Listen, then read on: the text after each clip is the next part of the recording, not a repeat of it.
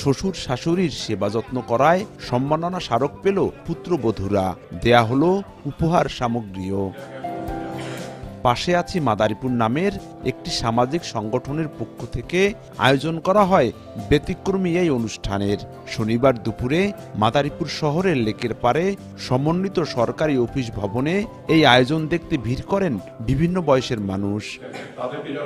YouTube, ফেসবুকের এই আধুনিক যুগে অনেক পুত্রবধূ শ্বশুর শাশুড়ির সেবা যত্ন করা থেকে মুখ ফিরিয়ে নিচ্ছেন। বর্তমান সমাজে পরিবারগুলো হয়ে যাচ্ছে ব্যক্তিকেন্দ্রিক।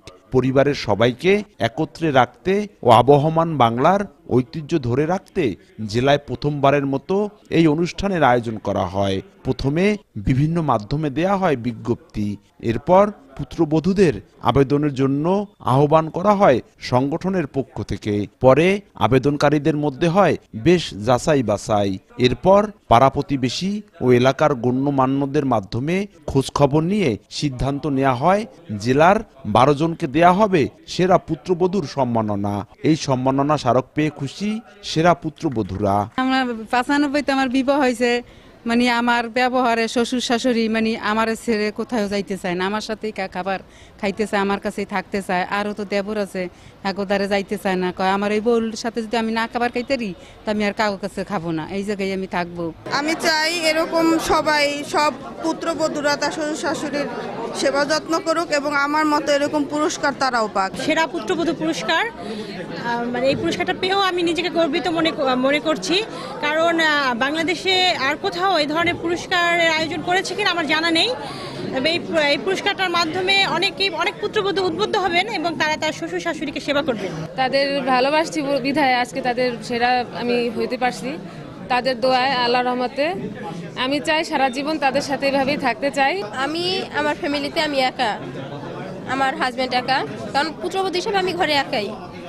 আমার ফ্যামিলিতে আমার শ্বশুর শাশুড়ি আছে, আমার দাদা শ্বশুর আছে, বয়স্ক সে, তার বয়স 130+ হবে, ননদরা আছে, তাদের সবাইকে নিয়ে মানে যা করা লাগে, শ্বশুর আমার শাশুড়ি শ্বশুর তারাও বয়স্ক, দাদা শ্বশুর বয়স্ক, যাবতীয় আমার কর্তব্য যতটুকু যে তারা যেন খুশি থাকে আমার উপরে, তাদের সেবা যত্ন করে যেন আমি থাকতে পারি।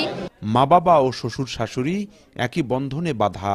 পুত্রবধূরা এমন সম্মাননায় ভূষিত হওয়ায় খুশি শ্বশুর শাশুড়িরাও। তাদের এই পুরস্কার প্রাপ্তি দেখে সমাজের অন্য গৃহবধূরাও অনুপ্রাণিত হবে বলে আশা তাদের। পাশাপাশি আয়োজক ও আগত অতিথিরা বললেন, এই অনুষ্ঠানের মাধ্যমে শ্বশুর শাশুড়ি ও পুত্রবধূর মধ্যে আরো দৃঢ় হবে পারিবারিক বন্ধন। এই পুরস্কারটা পাওয়ার সোজা কথা না। সেবা যত্ন করে, যার জন্য তো শি ইজ কল্ড গ্রেট পুত্রবধূ। খাওয়া দাওয়ার ব্যাপারে যত্ন নেয়, কাপড় চোপড় ধুয়ে যায়।